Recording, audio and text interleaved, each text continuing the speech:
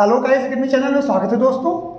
आज पुनः हम लोग एक नए बिंदु पर चर्चा के लिए यहाँ पर बैठे हुए हैं, जिस पर हम लोग ये परिचर्चा करेंगे कि स्ट्रेस को कैसे मैनेज किया जाए। हम मानव जीवन में आए हैं तो हमारे जीवन में स्ट्रेस होगा, इससे कोई इनकार नहीं कर सकता। मैडम सही कह रहा हूँ मैं? जी बिल्कुल सही कह रहे हैं सर। तनाव हम सभी के जीवन का हिस्सा है, चाहे बच्चे हों, विद्यार्थी हों पढ़ाई करने वाले, या प्रतियोगी परीक्षाओं की तैयारी करने वाले विद्यार्थी हों, या बड़े लोग हों जो ऑलरेडी नौकरियां कर रहे हैं, घरों में रहने वाले काम करने वाले लोग हों, या बुजुर्ग हों, कोई भी हो जो भी जीवित है वो तनाव से बचा हुआ नहीं है। जिस तरह से हम अन्य चीज़ों के साथ जीवन व्यतीत करते हैं, उसी तरह हमें तनाव के साथ जीवन को बिताना सीखना है, और इसी को तनाव प्रबंधन या स्ट्रेस मैनेजमेंट कहा जाता है, जिस पे आज हम लोग चर्चा करने वाले हैं। नहीं, आप ये कहना चाह रही हैं इसका मतलब कि हम अगर जीवित हैं तो तनाव में ही रहेंगे? नहीं सर, मैं कह रही हूँ जीवन है तो तनाव रहेगा। अच्छा, तो यानी अगर कोई व्यक्ति तनाव से मुक्ति चाहता है, उसके बाद दो ही रास्ते हैं, या तो वो मृत्यु को प्राप्त करे या वो फिर संन्यास ले। जी नहीं, क्यों, ये उसी तरह है सर, जैसे हम जब तक जीते हैं हमें भूख लगती है, नींद लगती है, प्यास लगती है, जैसे हम इन चीज़ों को मैनेज करते हैं उसी तरह हमें तनाव को भी मैनेज करना है। यानी भूख तो सुबह भी लगती है, शाम को लगती है, रात में भी भूख लगाती है कि किसी तो रात में 12 बजे सो के जग के वो खाना खाता है, तो तनाव भी इसी तरह से हमारे जीवन में सुबह दोपहर शाम रात आता ही रहता है। जी। हर चीज़ को लेके लोग तनाव महसूस करते हैं और उसे उसी तरह से लेकर के दूर करना होता है, यही तनाव प्रबंधन है। नहीं तो अब मान लीजिए 15 साल का एक बच्चा है, उसके तनाव के रूप अलग होंगे, और 25 साल का जो भी तैयारी कर रहा है या जो बिजनेस करने जा रहा है उसका, या IIM की तैयारी कर रहा है या वो IIT में हो गया, उसका तो अलग तनाव होगा। फिर अगर कोई व्यक्ति IAS है, हो गया सिलेक्ट हो, उसका अलग तनाव है, और जब व्यक्ति रिटायर हो गया IAS से तो भी वो तनाव में रहता है। तनाव के रूप तो हमारे जीवन में बदलते हैं। जी, तो हमारे जीवन में सारी चीज़ें हमेशा बदलती रहती हैं, कोई भी चीज़ एक जैसी नहीं रहती। बचपन अलग तरह से, सबसे ज़्यादा तनाव मुक्त हम माता पिता के अंडर में ही होते हैं। रतन टाटा ने भी एक कहावत कही है, उनका बहुत प्रसिद्ध एक आर्टिकल है जिसमें उन्होंने लिखा है कि आप सबसे ज़्यादा सुखी टीचर्स और पेरेंट्स के अंडर में होते हैं। जिस दिन आप एक बॉस के अंडर में जाते हैं उस दिन आपको पता चलता है कि लाइफ क्या है। लेकिन कुछ बॉस बहुत अच्छे होते हैं। नहीं, लेकिन हाँ, क्योंकि मैं कम से कम एक बॉस को तो जानता हूँ आज के समय में, जिसमें मतलब आपके ही बॉस हैं, और वो टीचर्स को बहुत लेस तनाव देते हैं। हाँ, ये हर एक व्यक्ति का एक गुण होता है कि वो चीज़ों, यही तनाव प्रबंधन है, और जो हमें उनसे भी सीखना है कि कैसे खुद भी कम से कम तनाव में रहा जाए और अपने अधीनस्थ और अपने परिवार से जुड़े हुए लोगों को भी कम तनाव हो। तो अगर हम कैटेगराइज करें तो तनाव की 4 से 5 मेजर कैटेगरी हो सकती है एज वाइज। यानी 8 से 10 साल तक तो हम बिल्कुल माता पिता के उसमें रहते हैं, और 10-12 साल के बाद जब हम जाते हैं तो हाई स्कूल इंटर, तो उसमें एग्जाम का तनाव, फिर उसके बाद कैरियर बनाने का तनाव, फिर अच्छी जीवन संगनी या साथी चुनने का तनाव, फिर नौकरी के अपने तनाव, और फिर रिटायर होने के बाद भी तनाव। जी, यहाँ पे अगर मैं अपने शब्दों में कहूँ तो तनाव के जो प्रकार हैं उसमें पहला तो पढ़ाई लिखाई से संबंधित तनाव, कैरियर से संबंधित तनाव, और फिर तीसरा तनाव जो लाइफ लॉन्ग चलता है वो है रिलेशनशिप्स में, चाहे वो मित्रता की रिलेशन हो, पति पत्नी की रिलेशन हो, बड़ी उम्र में बड़े लोगों के अपने माता पिता के साथ या अपने बच्चों के साथ संबंधों में तनाव हो, या किसी भी तरह का एक बॉस और उसके कर्मचारियों के बीच में, या कर्मचारी और उसके बॉस के बीच में, यहाँ तक कि घरेलू महिलाओं का अपनी घरेलू परिचारिकाओं के से संबंधों में तनाव। तो तनाव, रिलेशनशिप के तनाव के भी बहुत सारे प्रकार हैं। मेनली आज हम लोगों को इन्हीं तनाव और उनके प्रबंधन पे फोकस करना चाहिए सर, जिसमें पढ़ाई से संबंधित, करियर से संबंधित और रिलेशनशिप से संबंधित। देखिए, पढ़ाई का तो जितना मैंने आज तक जाना है, पढ़ाई का तनाव केवल तब आता है जब हम बेस्ट नहीं कर रहे हो, हम अंदर से जान रहे होते हैं कि we are not doing best. Best कैसे करें? जब हम गलत इंस्टीट्यूट का चयन करते हैं। बहुत बार मेरे पास लोग आते हैं इसी जगह पर जो कहते हैं सर हमने अपनी ज़िंदगी के 2 साल खराब कर लिए। तो 2 साल आपने क्यों खराब किए? तो उसका तनाव रहता है। आप जानते हैं कि आप घर में अच्छा नहीं पढ़ रहे हैं, तो इस जो एजुकेशनल स्ट्रेस मैनेजमेंट है वो सबसे आसान होता है मेरा जी। और उसके बाद जो दूसरा तनाव आता है वो जो रिलेशनशिप का है और जॉब का है। तो जो जॉब का तनाव है वो भी हम कहीं ना कहीं मैनेज कर लेते हैं। आज हम सबसे ज़्यादा तनाव पर फोकस करेंगे वो रिलेशनशिप पर और एजुकेशन पे ज़्यादा रखें। जी सर, क्योंकि पढ़ाई लिखाई से संबंधित या काम से संबंधित तनाव प्रबंधन हमारे खुद के हाथ में है। हम अच्छे से पढ़ाई करने लगे, अनुशासित हो जाए, पढ़ाई का तनाव दूर हो जाएगा। और इसी तरह आने वाले काम को व्यवस्थित तरीके से, सुनियोजित तरीके से करें तो उसका तनाव दूर हो जाएगा। लेकिन जो रिलेशनशिप का तनाव है उसमें हमारे साथ जो सामने वाला व्यक्ति जुड़ा है उसके व्यवहार पे भी निर्भर करता है, यानी वो चीज़ें हमारे हाथ में नहीं है। तो यहाँ मैं कहना चाहूँगी कि ऐसे तनाव को लेकर के अपनी सोच बदल लेनी चाहिए, जिनको हम नहीं बदल सकते जिन चीज़ों को, वहाँ सोच बदलने से काम नहीं, चल जैसे जाता है। रिलेशंस के तनाव में बहुत ज़्यादा है, पति पत्नी के रिलेशंस आज के तनाव में बहुत ज़्यादा तनाव है, ठीक है। उसके बाद भाई भाई में बहुत ज़्यादा तनाव है। फिर उसके बाद तो हर रिलेशन एक तरह से ईगो से भरा हुआ है, जी, तनाव से भरा हुआ है। हर रिलेशन एक बड़ी नाजुक डोर से जो बना होता है, वो सारे लोगों की डोरें जैसे नहीं बीना में और डोर होती है जिससे हम राग निकालते हैं, लेकिन उसको बहुत टाइट है। इस समय जो सोशल वीणा है जो हमारे सामाजिक रिलेशंस की है, उसमें कोरोना भी एक कारण है, लेकिन पिछले एक दशक को हम एनालाइज करेंगे तो जो हमारी सामाजिक जीवन शैली है वो बहुत तनावयुक्त चल रही है। जी, बिल्कुल सही कह रहे हैं सर। और जो मैंने अपने अनुभव से महसूस किया है, अपने जुड़े हुए लोगों से बात करके जितनी चीज़ें जानी हैं, संबंधों में तनाव का प्रमुख कारण होता है आवश्यकता से अधिक अपेक्षाओं का होना। हम लोगों की अच्छाइयाँ तो स्वीकार कर लेते हैं, लेकिन उनकी बुराइयाँ नहीं स्वीकार करते। तो मैं तो हमेशा कहता हूँ कि किसी व्यक्ति को अगर स्वीकार करो तो उसे कंप्लीट करो। जी कोई व्यक्ति दुनिया में ईश्वर के सिवाय कंप्लीट नहीं सर, ये बात कहने में जितनी आसान है, मुझे लगता है कि व्यवहार में लाना उतना मुश्किल होता है। नहीं, कैसे? कोई भी स्कूल नहीं। जब हम किसी को प्यार करते हैं तो क्या ये उससे प्यार करते हैं कि सर ये इसका ये स्वभाव है, ये अच्छा, इसे हम एक्सेप्ट करते हैं, और जो खराब वाला है वो व्यक्ति कहाँ फेंक के आए। जैसे मैं हूँ, मैं एक पैकेज की तरह, मैं अपना उदाहरण देता हूँ अपने विद्यार्थियों के लिए। मैं उन्हें डांटता भी हूँ, उन्हें ओवर कमिटमेंट भी करता हूँ, लेकिन वो डांट वाला हिस्सा कैसे मेरे जीवन से खत्म हो। जी, बिल्कुल सही है। तो यही बात अगर दोनों तरफ एक इसी संबंध में दो लोग जुड़े होते हैं, दोनों अगर इस बात को समझें तो तनाव को काफी तो आज हमारे वीडियो बनाने का जो उद्देश्य है, ये लोग जो देख रहे हैं, ये इसको हम क्या संदेश दें, कैसे मैनेज करें अपने जीवन का स्ट्रेस?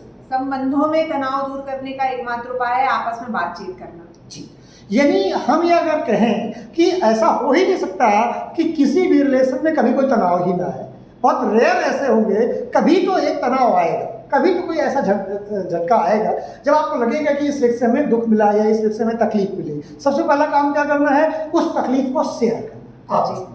वो तकलीफ दो लोग बैठिए, उस पर बात करिए और कम से कम लोगों को इन्वॉल्व करिए अपने तनाव में।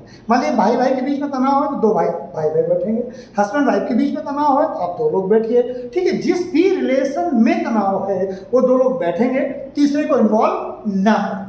और एक बात मैं यहाँ और कहना चाहूँगी सर, किसी भी तरह का टेंशन क्यों ना हो, हम सोचते हैं कि एक दिन हमारी आँख खुलेगी, एक अच्छा दिन आएगा, उस दिन सब चिड़ियाँ चहचहाने लगेंगी, सूर्य उगा होगा और हमारे जीवन से सारी समस्याएं दूर हो जाएंगी। ऐसा वन फाइन डे कभी नहीं आता है। हमें रोज़ अपने दिन को बेहतर बनाना होता है। हम जब सुबह सो के उठें और जब हम रात में फिर से सोएं तो हम ये देखें कि आज हमने अपने जीवन को बेहतर बनाने में क्या किया। अच्छा, दूसरी बात ये है कि हम इस नए जो आधुनिक दुनिया है, इस दुनिया में जैसे पेन होता है यूज एंड थ्रो वाला, हम सब ये चाहते हैं कि हम हर रिलेशन को यूज एंड थ्रो की तरह यूज़ करें, लेकिन अपने साथ नहीं होने देना चाहते। हम चाहते हैं हमारा रिलेशन तो 50 साल पुराने कॉन्सेप्ट में चले, ये लोग हमें बहुत प्यार करें, बहुत कमिटेड हों, हमें अपनी जान दे दें, ऐसा हम चाहते हैं। बट क्या हम यही चीज़ खुद दूसरे के साथ करते हैं? नहीं करते हैं सर। और इसके पीछे मुझे लगता है कि एक और कमी है कि सभी लोगों को अपने जीवन में आनंद चाहिए, मज़ा, लेकिन ये कैसे मिलेगा, इस पे अगर चिंतन किया जाए तो दुनिया के मनोवैज्ञानिकों ने जो 3 बातें निकाली हैं कि उसमें मनुष्य को सबसे ज़्यादा आनंद आता है। पहला है पुस्तकें पढ़ना, अच्छी किताबें पढ़ना। लेकिन आजकल तो पढ़ने की कल्चर ही खत्म हो गई, लोग मोबाइल में जुटे रहते हैं केवल। बिल्कुल सही है, और इसको इनकलकेट करना चाहिए from the very beginning, from childhood. इसके पीछे का रीज़न भी है कि पुस्तकें पढ़ने में क्यों आनंद आता है, क्योंकि इससे हमारी इमेजिनेशन स्ट्रांग होती है, और imagination is tonic for brain. नहीं, इसको वी.टी. सावरकर से जोड़ते हैं। वी.टी. सावरकर ने तो ये कहा था कि एक भी किताब अगर पढ़ते हैं तो आपका ब्रेन का साइज 1 mm बड़ा हो जाता है। So फैल it जाता is reading book is like a tonic for brain. Brain. और सेकंड चीज जिससे मजा आता है वो है ट्रैवल करना, घूमना, नई नई जगह एक्सप्लोर करने से इसीलिए मजा हमारे आता है। देखिए धर्म में वो चार धाम की जो कॉन्सेप्ट है या जो 12 ज्योतिर्लिंग यानी धार्मिक यात्रा, तीर्थाटन। क्योंकि हम भारतीय बड़े डरपोक हैं। धर्म के नाम पर तो हम घूम सकते हैं, रिस्क लेने वाली बातों पर हम नहीं घूमते। तो हमारे ऋषियों ने वो परंपरा कर दी कि अगर पानी एक जगह स्थिर रहेगा तो सड़ जाएगा, व्यक्ति अगर एक जगह स्थिर रहेगा तो बिल्कुल उसका मस्तिष्क सड़ जाएगा। तो क्या किया हमने, तीर्थाटन को भी धर्म से जोड़ दिया। और तीसरा जो कारण है जिससे लोगों को आनंद मिलता है, मजा आता है, वो है शेयर्ड मेमोरीज। Okay. यानी कि संबंधों में, कोई किसी भी प्रकार के संबंध में जो हमारी मेमोरीज हैं वो कितनी अच्छी हैं। ऐसे क्षण जिन्हें हम याद करके खुश होते हैं, वो कोई भी संबंध हो सकता है। तो ये शेयर्ड मेमोरीज ही हमारी खुशी का तीसरा सबसे बड़ा नहीं, लेकिन अब शेयर्ड मेमोरीज में भी वही समस्या आती है जो मैं देखता हूँ कि लोग अपने हिस्से की शेयर्ड मेमोरीज को तो स्ट्रॉन्ग करना चाहते हैं, लेकिन वो खुद स्ट्रॉन्ग शेयर्ड मेमोरीज क्यों नहीं बनाते? सर ये उसी तरह से है जैसे हम सांस लेते हैं, पहले अंदर करते हैं फिर बाहर निकालते हैं। इनहेल और एक्सहेल दोनों मिला के सांस है। केवल हम ऑक्सीजन अंदर कर लें और कार्बन डाइऑक्साइड ना निकालें तो सांस लेना कभी पूरा नहीं होगा। संबंध भी उसी तरह है, ले भी और दे भी। यानी आपको जो रिलेशन बनाना है, जो शेयर्ड मेमोरीज डेवलप करनी है, वो एक अकेले नहीं बना सकते जी। आपको एक जुड़ना ही होगा रिलेशंस में।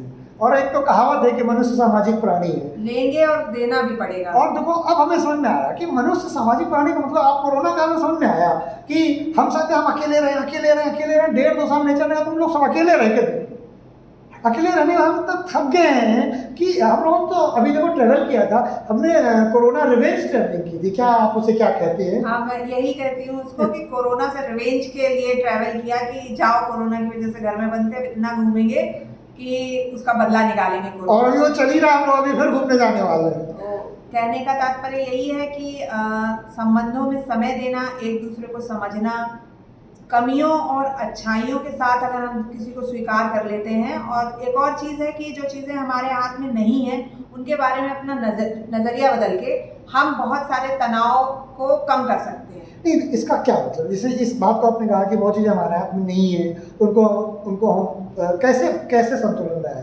मान लीजिए मुझे बेंज से चल, मर्सिडीज बेंज से चलने का हूँ, मैं इकोस्पोर्ट से चलता हूँ, अब मुझे बेंज लेना। आप ये कहना चाहती हैं कि हम अपनी महत्वाकांक्षा खत्म कर दें? नहीं, महत्वाकांक्षा बिल्कुल ना खत्म करें, आप उसे पूरा करने के लिए प्रयास करें। लेकिन नहीं मिल रहा है तो इकोस्पोर्ट से चलने में भी आपको वही आनंद प्राप्त होगा जो बेंज से चलने में प्राप्त हो रहा है। अपने आनंद प्राप्ति के नजरिए को बदलना है। यानी हमने मतलब कुल मिला के कि जो भौतिक चीज़ें हैं उनके पीछे इतना नहीं भागना है कि हमारा जो छोटा सा जीवन स्पैन जिसको हम एंजॉय कर सकते हैं उसमें हम पूरा समय खर्च कर दें केवल भौतिक चीज़ें इकट्ठा करें। जी, क्योंकि जो आनंद प्रदान करने के 3 सबसे बड़े तरीके हैं वो भौतिकता पे बिल्कुल भी निर्भर नहीं है। चाहे घूमना हो, चाहे किताबें पढ़ना हो, चाहे एक दूसरे के साथ मेमोरी शेयर करना हो। नहीं, अब घूमने के लिए तो पैसे चाहिए। घूमने के लिए नहीं, आप भारत में इतने प्रकार से घूमा जा सकता है कि आपकी इच्छा होनी चाहिए किसी नए स्थान को घूमने की और आप वहाँ पे जा सकते हैं, सस्ते से सस्ता, महंगे से महंगा।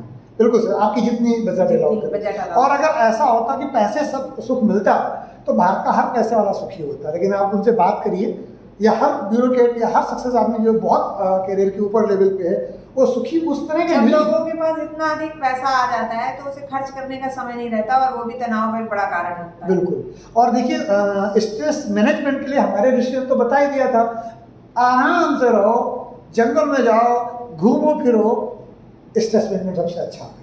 हम तो ये नहीं कर सकते, हम सब एक गृहस्थ में हैं, हमारी कुछ जिम्मेदारियां हैं, विद्यार्थी वो पढ़ेगा।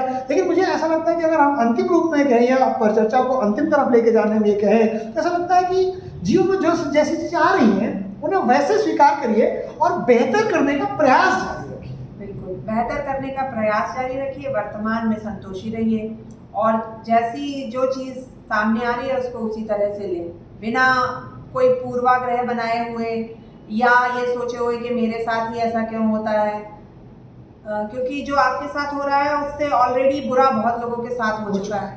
तो क्या उन सबने जीना छोड़ दिया? जीवन है तो कि हमें और देखिए, हम ईश्वर को हर बात इस बात में कोसते रहते हैं कि उन्होंने ये नहीं दिया, लेकिन क्या हम इस बात को कहते थे क्यों ईश्वर, हे प्रभु हमने आपने हमें दे दिया। कल हम लोग बात कर रहे थे पुनीत के यहाँ 26 ऑक्सीजन रह गई थी उसकी कोरोना काल में, और उसने कहा कि यार ऑक्सीजन जब मैं ले रहा था और ले नहीं पा रहा था इसके नीचे, तो मुझे पता चला कि सांस की कीमत क्या है। बिल्कुल, तो हमें ईश्वर से मिलने वाली हर चीज़ के लिए उनका धन्यवाद देना चाहिए। जो ईश्वर ने हमें दिया है वो हमारी पात्रता के आधार पे ही दिया होगा, क्योंकि उनसे बड़ा समदर्शी कोई नहीं है। कहने का तात्पर्य ये है सर कि अब हम अपनी सोच बदल लेंगे तो बहुत सारी चीज़ों का तनाव हमें नहीं होगा। यानी अगर हम निष्कर्ष कहें, जो हमने 15 मिनट तक अभी लोगों को बताया, आपने जी पर चर्चा की है, अंतिम निष्कर्ष क्या है कि अगर स्ट्रेस मैनेजमेंट करना हो, और अब 1 मिनट में हम लोग क्या समझा सकते हैं, 1 मिनट, लास्ट का 1 मिनट हम लोगों के पास कैसे हम मैनेज करें, बस 1 मिनट में बताइए।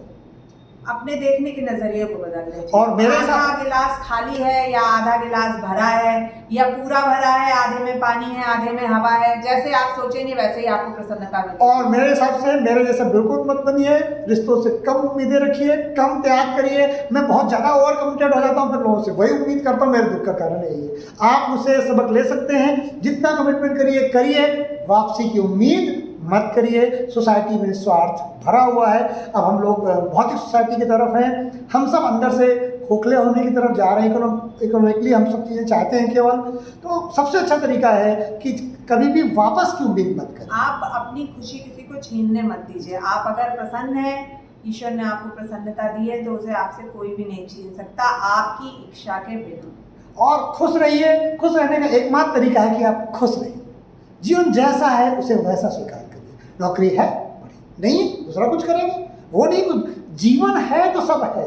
अगर जीवन ही नहीं है तो फिर कुछ भी नहीं है। कोरोना ने हमें सिखाया है, हम सबका दूसरा जीवन है, हम सब ने बहुत लोगों को अपने करीब से खोया है, और इस कोरोना ने भी हमें स्ट्रेस मैनेजमेंट अपने आप सिखाया है। अब क्या करना है, जो बचे हुए लोग हैं हमारे जीवन में, उनका सम्मान करना है, उन्हें प्यार करना है, और ज़िंदगी को मौज से जीना है, और जितना हो सके फिजिकली इकोनॉमिकली अपनी स्ट्रांग बनते हैं। इकोनॉमिक स्ट्रांग होने के अपने प्रयास जारी रखने हैं, लेकिन वन फाइन डे की कल्पना नहीं करनी है। मैं करता था, ये नहीं करती थी, आप भी मत करिए। अपने हर एक दिन को हमें फाइन बनाने का प्रयास करना है। एक फाइन दिन के इंतजार में जो समय चल रहा है उसको तनावयुक्त नहीं बनाना है। और वो वन फाइन डे कभी नहीं आता जीवन में। आप IAS बन जाएंगे तो भी वो वन फाइन डे नहीं होगा, उसके बाद दूसरे तरह के तनाव आएंगे। तो हमारी ज़िंदगी में जब डेथ होती है तभी फाइन डे आता है कि इसके बाद कोई तनाव नहीं। लाइफ है तो तनाव है, तनाव है तो बचना कैसे है, उस तनाव के कारणों में जाना है और उसे रिमूव करना। रिलेशन में अगर तनाव है तो बात करिए। कैरियर में तनाव है तो अपनी कमियों को देखिए, हम क्या बेहतर नहीं कर पा रहे हैं, और अगर कैरियर बढ़ाने में तनाव है तो अपनी पढ़ाई को देखिए। इसको मैं आपको एक साइंटिफिक एग्जांपल से समझाती हूँ कि जब हम ऑक्सीजन लेते हैं और कार्बन डाइऑक्साइड बाहर निकालते हैं, यही हमारे जीवन का आधार है, प्राणवायु। इसके इस सामान्य सी प्रक्रिया के दौरान भी हमारे शरीर में फ्री रेडिकल्स का निर्माण होता है, जो हमें बूढ़ा बनाते हैं और अंततः हमको मृत्यु की तरफ ले जाते हैं। तो इसी प्रकार जीवन है, वो आएगा तो अपने साथ नकारात्मकता लेकर के आएगा, लेकिन हम फ्री रेडिकल्स के निर्माण को रोक नहीं सकते। केवल एंटीऑक्सीडेंट्स के द्वारा उसे कंट्रोल कर सकते हैं, और खुशियाँ, आनंद ही वो एंटीऑक्सीडेंट है जो हमें हमारे बूढ़ा होने और मृत्यु की प्रक्रिया को धीमा करते हैं। तो दोस्तों, आपको क्या करना है, रिलेशंस में जो एंटीऑक्सीडेंट है वो बनाते हैं आपकी इमोशंस। प्यार करिए, निस्वार्थ प्यार करिए। जब हम सांस ले रहे हैं तो फ्री रेडिकल्स आएंगे। जितना हम एंटीऑक्सीडेंट्स बढ़ा देंगे इमोशंस के रूप में, प्रेम के रूप में, प्रबंधन के रूप में, ताकि हम अपनी पढ़ाई और कमिटमेंट के रूप में भी, तो उतना ही हमारी बीमार होने की, बुजुर्ग होने की और मौत की प्रक्रिया स्लो हो जाएगी, तनाव कम हो जाएगा और हम आनंददायक जीवन को व्यतीत करेंगे। उम्मीद है आज थोड़ा सा वीडियो बड़ा हो गया है, लेकिन अब ये टॉपिक ऐसा था कि इसको कितना छोटा किया जाए। तो उम्मीद है कि आप लोगों को मेरी बात हम लोगों की बात समझ में आई होगी। अगर इस परिचर्चा से कुछ लोगों का जीवन भी सकारात्मक रूप से बदलता है तो हम दोनों को बहुत खुशी होगी कि जो हमारे हमारी मेहनत है, हमारा प्रयास है, वो आपके जीवन में कुछ सकारात्मक पल लेकर के वीडियो आए। अच्छा लगा हो तो आप कमेंट अवश्य करें, खराब लगा हो तो भी कमेंट करें करें। ताकि हम ये जान सके कि हम किस तरह से चीज़ों को और बेहतर कर सकते हैं। आपके लिए कैसे और वीडियोस बनाएं, किस टॉपिक पे वीडियो बनाएं, उस पर भी आप लोग बताएं। तो जितने ज़्यादा हमारे पास विचार होंगे, अलग अलग डिमांड होगी, तो हम उस तरह के चीज़ें जो ईश्वर ने, माँ सरस्वती ने हम लोगों को ज्ञान दिया है, जो भी हमें अनुभव दिया है जीवन में, उसके आधार पर आप तक चीज़ों को बेहतर, आपके जीवन को बेहतर बनाने के लिए हम लोग फिर आगे भी प्रयास जारी रखें। आलोक IAS अकेडमी चैनल को सब्सक्राइब अवश्य करें। सब्सक्रिप्शन के साथ ही बेल आइकन अवश्य प्रेस करें ताकि आपको लेटेस्ट वीडियो के अपडेट्स मिलते रहें और नोटिफिकेशन आता रहे जी। और कमेंट ज़रूर करें, आपका कमेंट हमारे लिए बूस्टर का काम करता है कि हम अपने काम को सतत यूं ही जारी रखें। धन्यवाद। आज का वीडियो यहीं समाप्त करते हैं। नमस्कार, जय हिंद, जय भारत।